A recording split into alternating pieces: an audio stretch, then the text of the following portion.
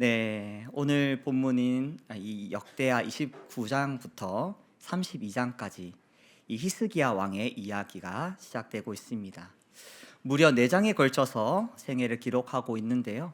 이 역대기 전체에서 다윗, 이 솔로몬을 제외하고 이만큼 많은 지면을 할애한 왕은 없습니다. 물론 많다고 다 좋은 것은 아니지만 성경이 이렇게까지 많은 분량을 그에게 할애했다는 것은 우리로 하여금 이 히스기야 왕의 삶에 주목하게 만들죠. 오늘 말씀을 통해 하나님께서 전하고자 하시는 메시지는 무엇일까요? 히스기야 그는 25세 왕이 되어서 29년 동안 남유다를 다스렸습니다. 그리고 성경은 그의 삶을, 그의 왕으로서의 인생을 이렇게 평가하죠. 2절의 말씀인데요. 2절의 말씀을 우리 함께 읽도록 하겠습니다. 히스기야가 그의 조상 다윗의 모든 행실과 같이 여호와 보시기에 정직하게 행하여. 성경은 그를 여호와 보시기에 정직하게 행한 왕이라고 말합니다. 세 번역으로는 여호와 보시기에 올바른 일을 하였다라고 얘기하죠. 그는 하나님 앞에서 바르게 살았던 선한 왕이었습니다. 그런데 여기서 주목해야 할 단어가 한 가지 있습니다. 그를 평가하는 데 기준이 된 한 사람의 이름입니다. 그는 누구입니까? 바로 다윗입니다. 그의 조상 다윗의 모든 행실과 같이 정직하게 행하였다. 이 표현은 역대기에서 오직 두 왕에게만 쓰여졌습니다. 오늘 본문에 나오는 히스기야 왕과 요시야 왕입니다. 역대하 34장 2절을 보면 이렇게 기록하고 있습니다. 여호와 보시기에 정직하게 행하여 그의 조상 다윗의 길로 걸으며 좌우로 치우치지 아니하고. 이렇게 두 왕을 다윗을 기준으로 평가하면서 선한 왕이라 이야기하는데요. 이것은 어떤 의미가 있을까요? 다윗이 누구입니까? 다윗은 목자이기도 하고요. 거구 골리앗과의 싸움에서 승리한 영웅이기도 합니다. 시편을 쓴 시인이기도 하죠. 그러나 우리가 이 다윗 왕을 언급할 때 빼놓을 수 없는 이야기가 한 가지 있죠. 바로 성전 건축입니다. 이 성전 건축은 단순히 물리적인 건물에 대한 이야기가 아니죠. 여러분, 성전이 어떤 곳입니까? 성전은 하나님의 임재가 머무는 곳, 하나님과 백성이 만나는 곳, 하나님과의 풍성한 사귐이 있는 곳이죠. 그리고 다윗은 이렇게 고백했었죠. 나는 백향목 궁에 살고 있는데 여호와께는 휘장에 있구나 라고 안타까워하며 괴로워하며 성전을 짓고자 소망했습니다. 이처럼 다윗은 하나님을 향한 사랑과 겸손의 마음으로 자신의 안락함보다 하나님께서 거하실 곳을 간절히 원했던, 하나님이 자신의 삶의 가장 귀중한 곳에 모시길 원했던 예배자였습니다. 따라서 2절에서 히스기야가 그의 조상 다윗의 행실과 같이 행하였다라는 이 말씀은 그 역시 하나님만을 바라보는 예배자였음을 보여주는 것입니다. 사랑하는 성도님들, 우리의 삶도 그러하길 원합니다. 하나님께 합당한 영광과 존귀를 올려드리고자 하는 그 마음으로 주님을 예배하고 주님을 기뻐하는 참된 예배자로 살아가기를 원합니다. 주일에 드리는 예배뿐만 아니라 우리의 전 삶이 하나님께 드리는 예배가 되길 원합니다. 오늘 본문 속 히스기야가 예배를 회복하기 위하여서 하였던 일들이 기록되어 있는데요. 오늘 이 말씀을 함께 살펴보면서 우리 예배가 회복되고 또 굳건히 세워지는 은혜가 있기를 소망합니다. 예배 회복의 길 첫 번째는 우선순위를 점검하는 것입니다. 3절의 말씀을 우리 함께 읽도록 하겠습니다. 첫째 달에 여호와의 전 문들을 열고 수리하고.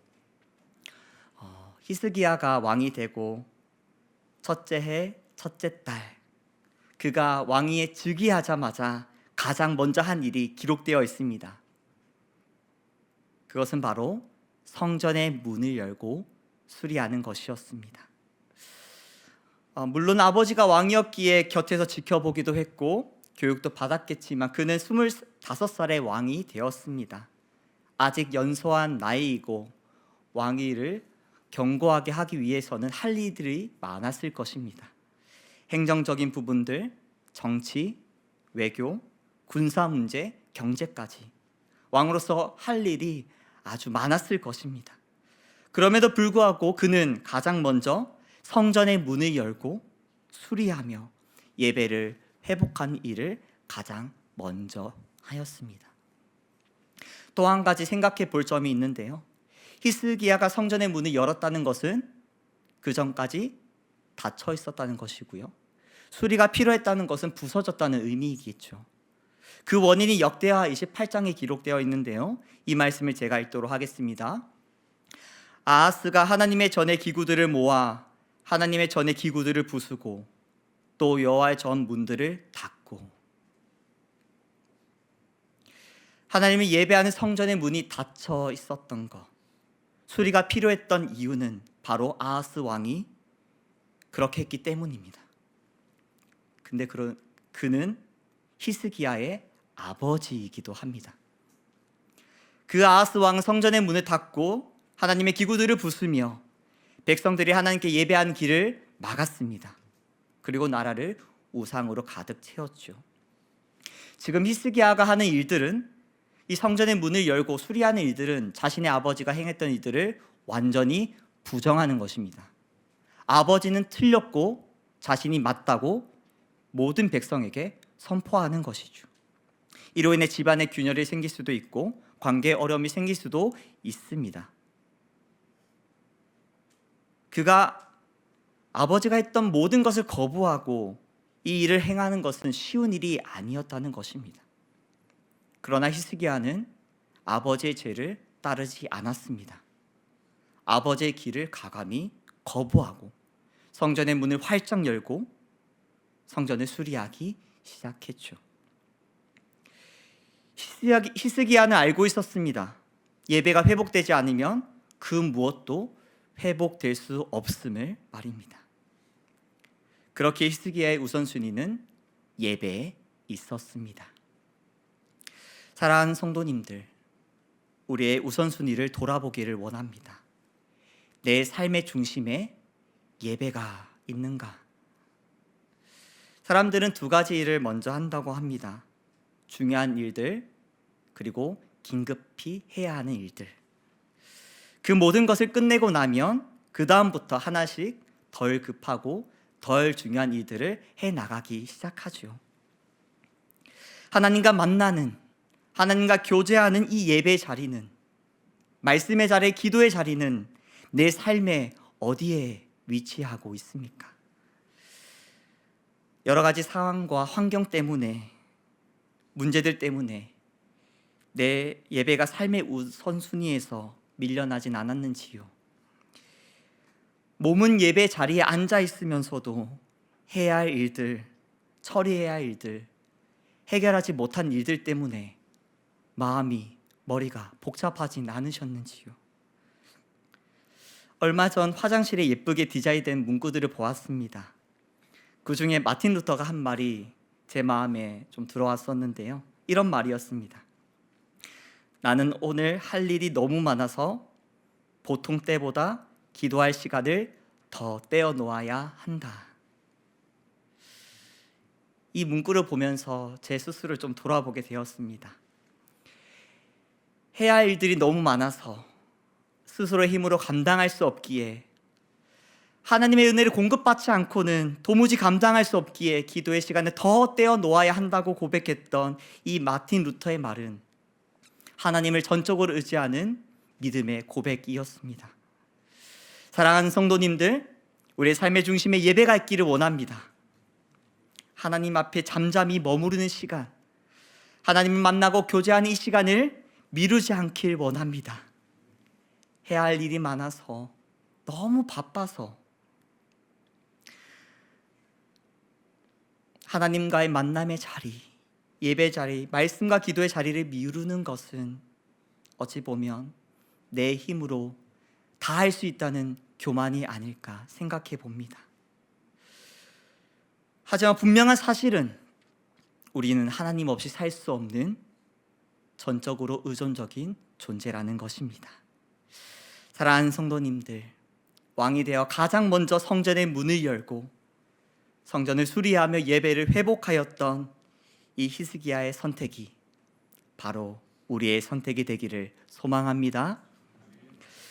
예배 회복의 길 두 번째는 거룩하게 하는 것입니다. 성전의 문을 열고 수리를 시작한 히스기야 왕은 제사장들과 레위 사람들을 모아서 이렇게 명령했는데요.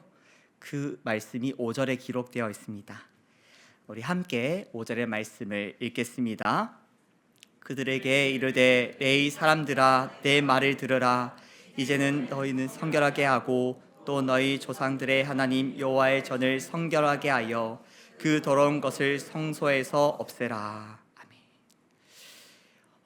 히스기야는 레위 사람과 제사장들에게 하나님의 성전을 깨끗하게 하라고 명령합니다. 아하스 왕이 성전의 문을 닫은 그 기간 동안 성전은 방치되고 더럽혀졌죠. 우리가 일주일만 청소하지 않아도 곳곳이 먼지로 쌓여있는데 성전이 어땠을지 좀 짐작을 해보게 됩니다. 하지만 이 명령은 단순히 오랫동안 쓰지 않았던 성전을 청소해라는 명령이 아닙니다. 진짜 더러움은 먼지나 묵은 때가 아니라 하나님을 떠나고 우상으로 채운 영적 부패였습니다.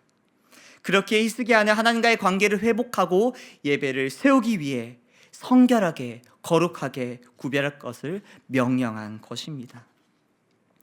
사랑하는 성도님들, 우리가 깨끗하게 해야 할 성전은 어디 있습니까? 예루살렘에 있습니까? 아니면 여기 있습니까? 예전엔 다락방별로 돌아가면서 청소를 했었죠. 다시 교회 청소를 시작하면 성전을 깨끗하게 하는 것입니까? 여기서 의미하는 하나님께 우리에게 주신 성전은 어디에 있습니까? 고린도전서 3장 16절 17절은 이렇게 이야기하죠. 너희는 너희가 하나님의 성전인 것과 하나님의 성령이 너희 안에 계시는 것을 알지 못하느냐? 누구든지 하나님의 성전을 더럽히면 하나님이 그 사람을 멸하시리라. 하나님의 성전은 거룩하니 너희도 그러하니라. 하나님께서는 우리를 성전이라 말씀하십니다. 예수 그리스도를 통해 우리를 깨끗하게 하셔서 성령께서 우리 안에 거하실 수 있도록 하셨죠. 성령께서 왜 우리 안에 거하십니까? 우리와 늘 함께 하시기 위해, 우리의 삶을 인도하시고 우리가 괴로울 때 위로하시기 위해, 우리에게 하나님의 뜻을 깨닫게 하시기 위해 찾아오셨습니다. 우리는 하나님을 만나는 성전은 우리를 깨끗하게 거룩하게 해야 합니다. 우리가 집에 손님을 맞이할 때도 깨끗하게 청소하지 않습니까?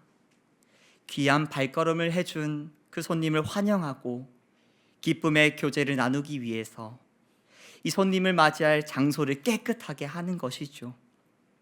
하물며 하나님께서 우리를 만나 주시기 위해 우리에게 찾아오셨고 성령님께서 우리 안에 거하신다 말씀하시는데 성전이 우리의 몸을 깨끗하게 해야 하지 않겠습니까?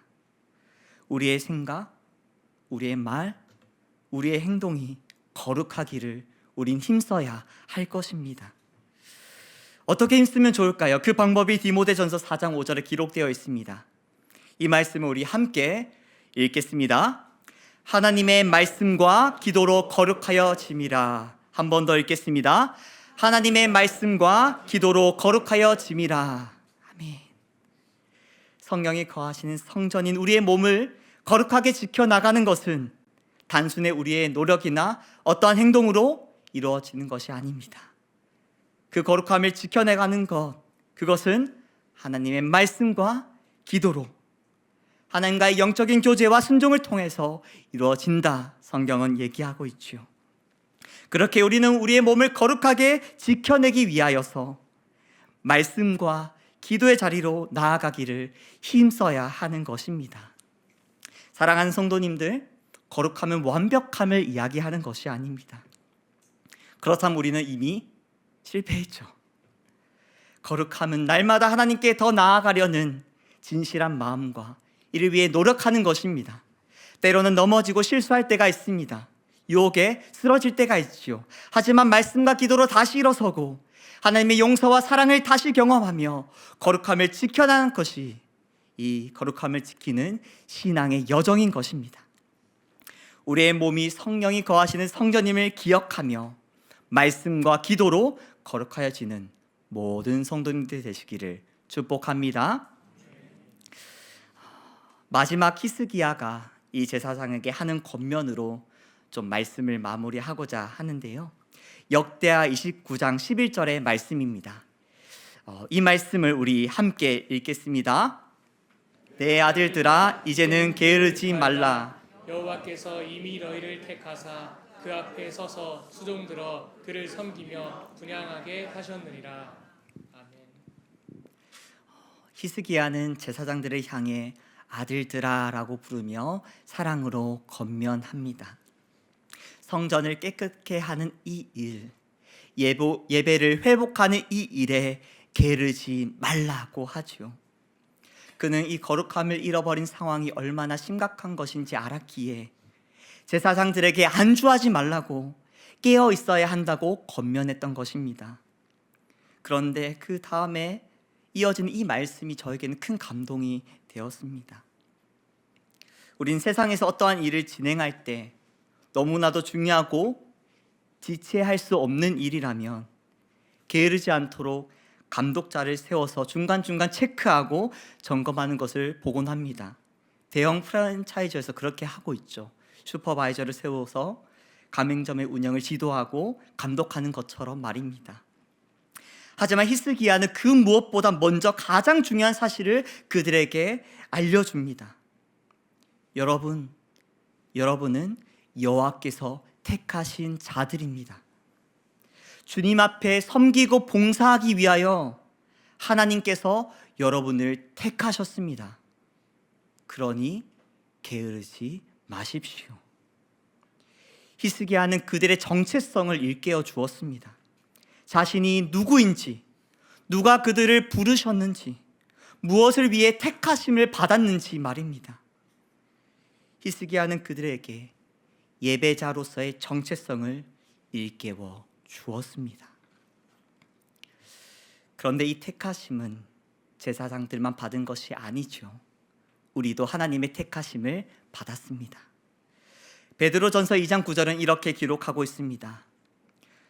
그러나 너희는 택하신 족속이요 왕 같은 제사장들이요 거룩한 나라요 그의 소유가 된 백성이니 이는 너희를 어두운 데서 불러내어 그의 기이한 빛에 들어가게 하신 이의 아름다운 덕을 선포하게 하려 하심이라. 사랑하는 성도님들, 하나님께서 우리를 택하셨습니다. 왕 같은 제사장이라 부르십니다. 우리는 직접 하나님 앞에 나아갈 수 있는 특권을 받았고 동시에 이 세상 가운데 하나님의 사랑과 진리를 증거하는 사명을 받았습니다. 삶의 무게가 무거울 때가 있습니다. 때로는 하나님께서 우리에게 주신 사명도 버거울 때가 있죠. 그냥 좀 쉬고 싶다는 마음이 밀려올 때가 있습니다.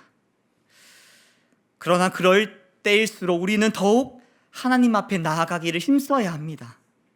성전의 문을 열고 하나님과 만나는 그 만남의 자리로, 말씀과 기도의 자리로, 예배의 자리로 나아가야 합니다.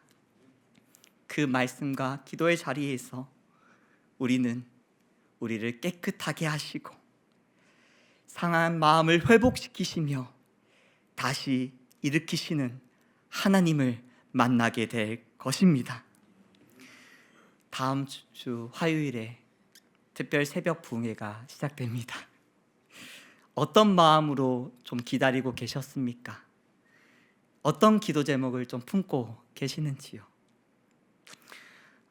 오늘 함께 나누었던 이 말씀처럼 닫혔던 성전의 문이 활짝 열리는 은혜가 있기를 원합니다. 자기 중심성과 이 세상의 가치관으로 어두워졌던 우리의 마음이 말씀과 기도로 거룩하여지는 은혜가 있기를 소원합니다. 그렇게 하나님과의 만남을 기대하며 갈망하며 은혜 자리로 나아가는 우리 모든 성도님들 되시기를 축복합니다.